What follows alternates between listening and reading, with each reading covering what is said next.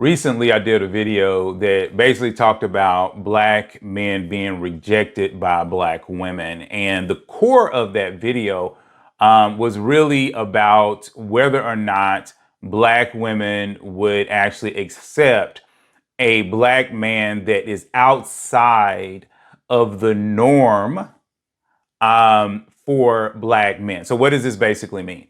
Well, the black man and the black woman have stereotypes, okay, associated with them. And they get these stereotypes based on the average person that is seen in our media, that is seen in our world, that people actually experience.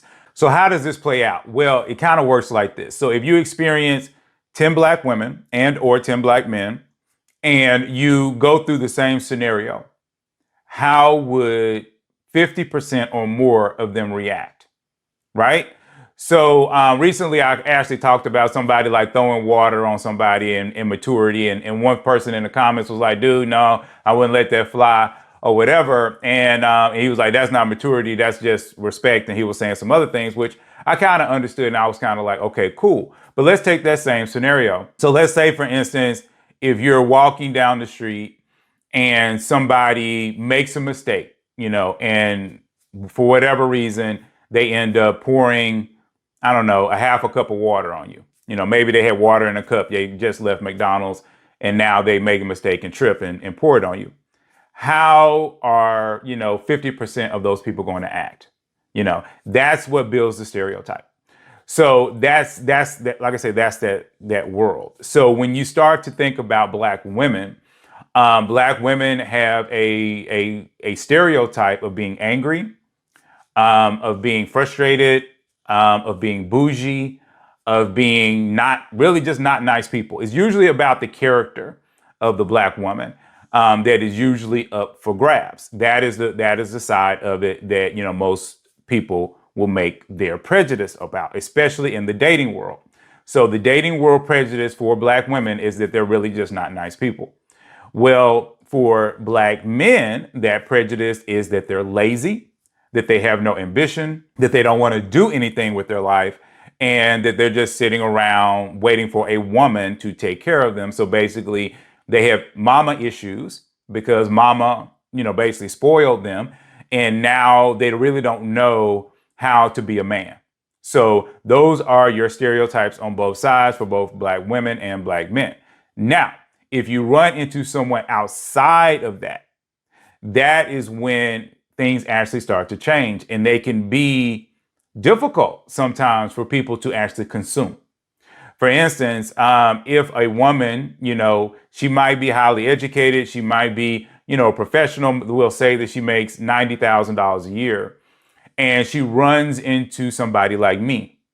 But she's only dated, the guy that was more the chill, Netflix and chill type guy. So then she runs into me, a very intellectual type of guy. And so now I am trying to have conversation with her. I want to talk to her about how things work and, get into the depth of things. I want to talk about politics. I want to talk about the depth of religion. I want to talk about all these things. Well, now she's looking at me and she's like, dude, you're boring. You talk too much. What's wrong with you?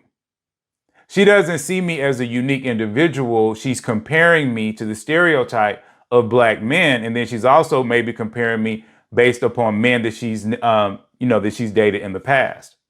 And see, both black men and black women do this. And see, what happens because of it is one of the main reasons why we tend to date the same person over and over and over again. Now, what happens when you're tired of that? And what happens when you're trying to leave that? You're like, man, I'm sick of this. But in that scenario, the woman that, was dating me, she had the opportunity to date someone different. But why is it that she rejected that energy in me? But if she dates an Asian man or a white man or an Indian man, it might be easier for her to consume. You kind of get what I'm saying? It's almost as though she's saying, because he's white, I'm expecting him to be different. I'm expecting him not to line up with the social norms of what I believe that black people should act like. And I've had this my entire life. I've actually run into one of my really good friends. I really don't talk to adults. When I was younger, I didn't talk to adults because my parents kind of taught me, children should be seen and not heard. Just being real, that's what they taught me. And for a long period of time, because of that, I had issues with authority. So anybody that had authority over me, I didn't even want to be bothered with them. So because of that, one of my friends, I remember going over to his house and, his mom was there and I would say, hi and bye, nothing major, just, hi, Miss So-and-so, wonderful day, good morning, whatever. And then I would move on. And he told me that his mom was like totally taken back. It was like, all your friends talk to me and they have conversations with me. But this guy, Jay, he never says anything. And, he had to tell her, like, look, he's different. He doesn't have to be like all my other friends. He's a really great friend, but he doesn't do those things. And that's the point. That is the point. See, even though this was this grown up woman who looked at me at that point, I'm a child. I mean, I think I was maybe 19. And she is trying to push me away and say I'm a deviant and I'm weird just simply because I won't talk to her as much as these other friends talked to her. And really at that time, I barely knew her. Had maybe known him. I mean, had known him for about a year, but we were in college. So I would pop up at his house, because we were all living in the dorms. So I'll pop up at his house maybe, once every other week. And I think she had said something after about, 3 months. So this wasn't even a lot of time. But the reason why I'm bringing this up is because it's to just kind of show you that sometimes we as people, even if we're supposed to be very mature, we have a hard time dealing with a personality that is different from what we believe that it's supposed to be. And we tend to put people in buckets. And I'm constantly saying this, and we have to recognize that the world is a spectrum. And a lot of people, both men and women, are bypassing really great people because despite themselves, they're very used to going to one particular bucket or one particular box and picking their people from that box. But if you're constantly going to that box, you have to recognize that box don't work. That box is not helping you. It is not getting you to the place where you're trying to go. So sometimes you have to leave that box alone and try another box. And when you try the other box, especially for women, I think this is a little bit easier for men, but it's still not easy for men. But I do think it's a little bit easier for men than it is for women. But when you go to that other box, the chemistry ain't going to be there because that new person's not going to act like the old person. And like I said before, I don't care if you look at Myers-Briggs, and I know it's a Christian channel, but it's just easier for me to explain. I don't care if you look at Zodiac. If you're looking at Zodiac, you're talking about 12 unique personalities. If you're looking at Myers-Briggs, you're talking about 16 unique personalities. Okay, this is testified. This stuff is out here. And I guarantee you that most of your dating life has been with one of the 16 or one of the 12. I can almost guarantee it. I run into people all the time that say, all I ever do is end up with Libras. Everybody I talk to is a Libra. Or everybody I talk to is a Capricorn. Or everybody I talk to is an Aquarius. Well, see, that's the whole point. You continue to go to that box because despite yourself, you like what that box feels like. You like what's in that box. And you are fighting, trying to say, well, I want something different. But no, you don't, because in order to go to something different, it's going to feel different. Aries don't act like Libras. Tauruses don't act like Scorpios. So as soon as you go into that new box, you're going to get a brand new personality, right? And that new personality, you have to learn that personality. And that's going to take time. But I find that men, because we have such a draw to attraction and how pretty the woman is on the outside, that a lot of times we'll put up with it a little bit longer than I find a lot of women will. Because a lot of women, like I say, they prioritize romance and the fantasy of romance. And so it's hard for them to be romantic with a guy that they don't know quite how his energy is working, because it's hard for them to lock onto it if they don't understand it. But what I'm encouraging women to do, and this is what I hear from a lot of married women, is that they will say, these married women will say, my husband was totally different than anybody I dated before. I hear that all the time from married women.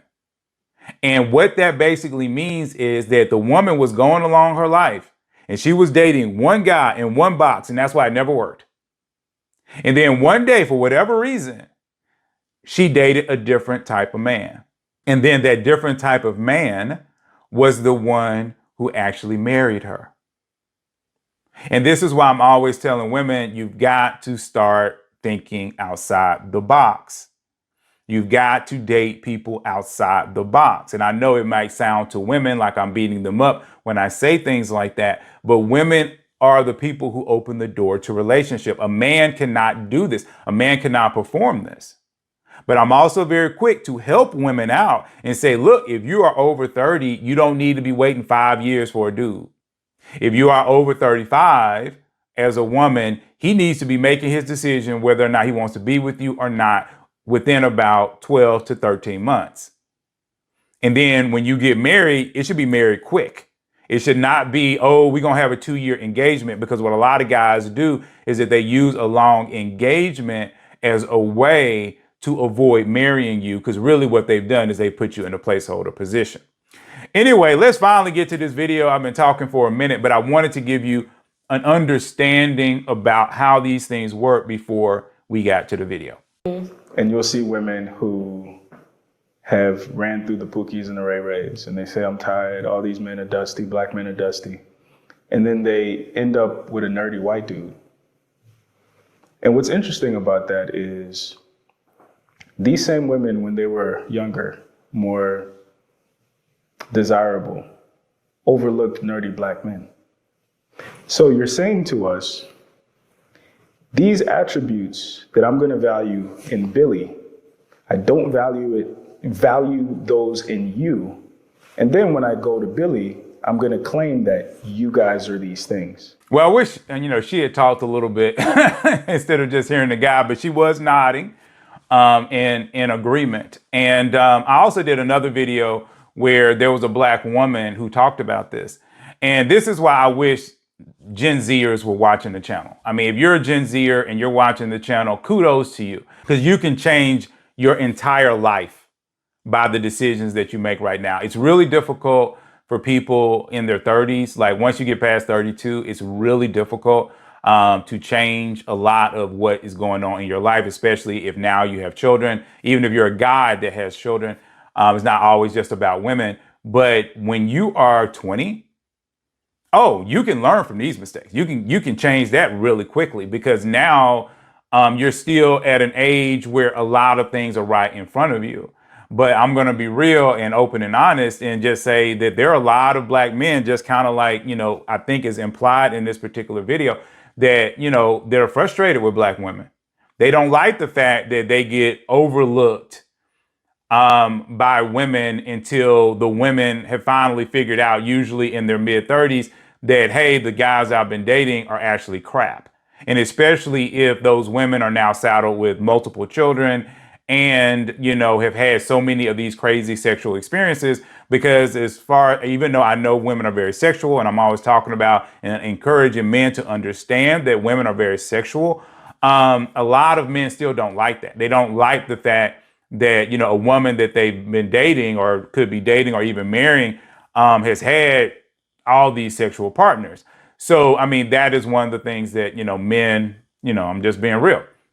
But one of the things with black women is that I don't think that they're taught enough. And I think the reason why they're not taught is because, remember, we have a culture out here. When you're dealing with the African-American community, unfortunately, there are strong prejudices even within our community about how black men should be acting. And when black men don't act like this, it causes a problem, kind of like I was saying before. So as black women are growing up, if there's not someone who is telling the black woman, like, look, I know you're 13, But as you start to get up here, you always pay attention to the smart boy in class. You always pay attention to the boy that's getting his work done. You always pay attention to the boy that is on, the school paper, or the one that is the photographer, or the one, who becomes class president. Pay attention to them. Don't pay attention to the knucklehead. Pay attention to them. And see, that is what's missing in the Black community. And that is why, for those that watch me, I'm encouraging the Black women and men, depending upon, because I don't know where your kids are. If you do have children, as those children get older, this is your point to change the direction. If you have a 10-year-old daughter, okay, that is when you tell your 10-year-old daughter, don't bring no Pookie Ray Ray home. You bring me the dude that's getting straight A's. I want you to talk to the dude that, is out there and he's becoming class president. I want you to talk to that dude, to the one that's going to college, or at least going to technical school, or has a business plan. See, if Black women that are watching, and if you're over, like I said, I don't know what your age has to be, but if you have a 10-year-old daughter and above, once they get 10, you need to start to speak this into their life, because more than likely they're going to start having boyfriends around 7th or 8th grade, if not 6th grade. So you want to start planting those seeds early so that this new crop of Black women that are coming up, okay, can make the change. And if you are a woman and or a man, well, this is, primarily right now the women, that is under 35 and you don't have children, you need to change now. You need to recognize that it is the intellectual guy that is going to do a little bit more. And I'm not saying it has to be fully intellectual. I'm just saying more, he can't be Pookie and Ray Ray. Because there's too many personalities. I could be here all day talking about personalities. It's too many of them. So you need to just find the guys who are not Pookie and Ray Ray. And so those guys are all around. They've always been around. You might think that they're lame. You might think that they're boring. But if you hang out with them, you actually might see a different side of them. And one of the main things is, what's the most important thing? Security. And then once you hang out with them, one of the things that a lot of times happens is you rub a little bit off on him and he's going to rub a little bit off on you. So every woman that I've ended up talking to or dating, she ends up speaking a little bit of intellectual because she can't help it. If she wants to be around me and in my space, she's going to basically rub off a little bit. But then I've had women around me that dance, who do this, who do that, and then they rub a little bit off on me. Before I dated one lady about 2 years ago, I never drank coffee. My entire life, never had coffee. And she was just like, Jay, just have some coffee. Come on, just try it out. We're going to go to a couple places and we're going to get you some coffee.